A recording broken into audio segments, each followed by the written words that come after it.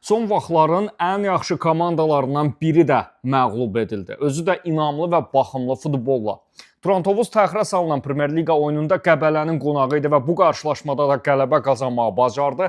Son vaxtlar qırmızı qaralar kifayət qədər yüksək səviyyəli futbol nümayiş etdirir. Bəzən nəticələri futbola uyğun olmasa da hazırda çempionatın ən rəngarəng, ən fərqli təbii ki imkanlarına görə klublarından biridir və kifayət qədər yarışa rəng qatır deyə bilərik.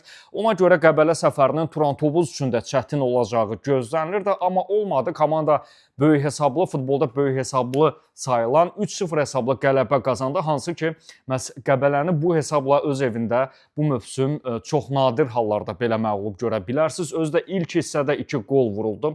Turan Tovuz bununla da 3-cü pillədə möhkəmlənir və bu qələbələrin, bu ardıcıl gələn uğurların inamı ilə bu mövqeyini qoruya bilər. Hətta hansısa bir xoşbəxt senaridə ikincilik və liderlik mübarizəsində də qala bilər. Əsas olan bu təxirə salınan qarşılaşmanın 3 xalla bitməsi idi. Bəzən Turan Tovuz azarkeşləri yəqin ki, indi turnir cədvəlinə baxdıqda bəzi lazımsız oyunlarda itirilən xallara görə çox məyus olur.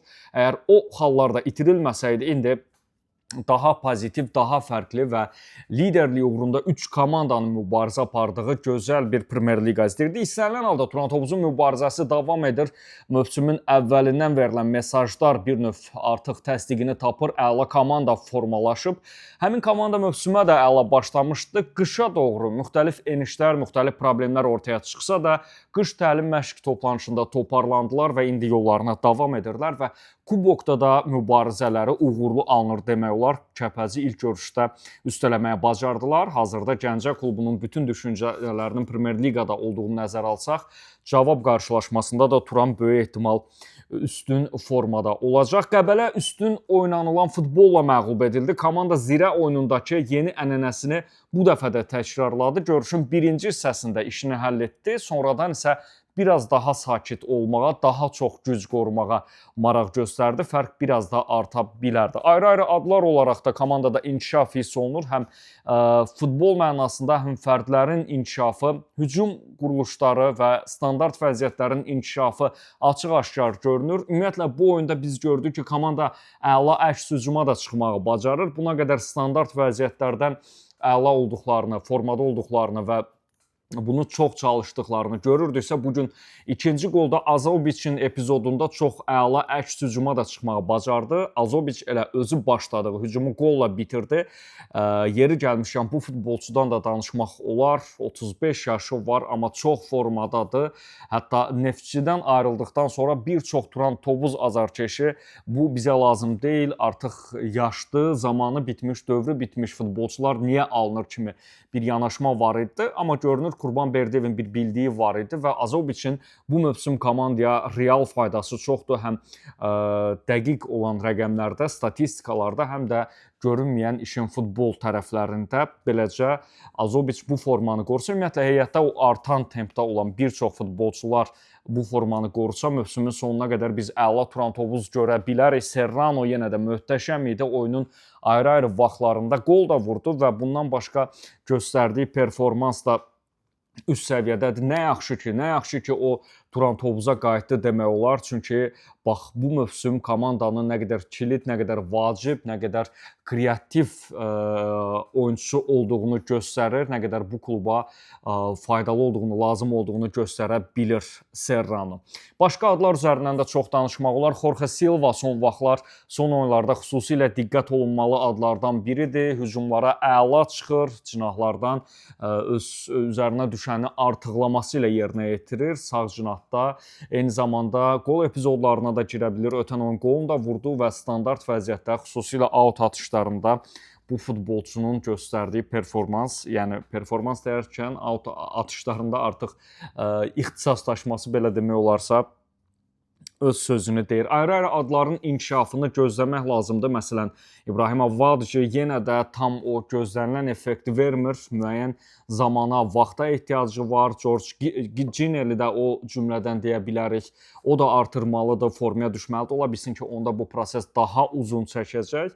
Amma Vadji ötən oyunu buraxdıqdan sonra bu dəfə yaxşı görünmürdü. Başqa adlar üzərindən də danışmaq olar. Ayxan Hüseynov biraz daha artırsa böyük ehtimal milliyə də dəvət alacaq yoldaşlıq oyunlarına və hazırda bu futbolçunun da inkişafda olduğunu demək olar. Artıq komandada müdafiə hazırdır, müdafiə istənilən səviyyədədir və zaten müdafiəyə üstünlük verən baş məşqçi var və zaman-zaman qol vurmaqda çətinlik çəkirdilər. Zaman-zaman inamsızlıq, ayrı-ayrı xırda detallar bu komandaya mane olurdusa, artıq sanki bütün problemlər həll olub. Müdafiədə işlər əladır, hücumda kreativlik var, ortada topla oyun var, istənilən kombinasiyalar qurulur. Pressing etməyə əla bacarırlar. Qəbələ oyununda ayrı-ayrı epizodlarda, bir neçə ayrı-ayrı epizodda bunu diqqətlə baxsaz görmək olardı. Çox əla pressing edirdilər, rəqibi səhv etməyə məcbur edirdilər. Eyni zamanda istədiyi vaxt topla oynayan, istədiyi vaxt topsuz oynayan Turan Tovuz görürük. Yəni vəziyyətdən asılı olaraq əslində o topla oyun modelinə, stilinə keçib Turan Tovuz, amma bunu tam etmir. İndi buna gücü çatmır, yoxsa bu bir seçimdir. Bunu təbii ki, bilmək çətindir. Məşqçilər korpusunun qərarıdır. Amma əslində bir tərəfdən baxsaq, görünür ki, komanda bunu da bacarır. İstənilən halda hər şey əladır, möhtəşəmdir deyə bilərik. Üçüncülük də artıq üçüncü yerdə möhkəmdir Turan Tovuz. Növbəti turda da İmişli üzərində qələbə qazansa, artıq rəqiblər üçün də bir qorxudur bu və komandanın artıq ən azı psixoloji, hələ turnir cədvəli öz yerində psixoloji olaraq qazandıqları imkan verəcək ki, həmin o inam, həmin o rəqiblərin ehtiyat etməsi və digər bu kimi məqamlar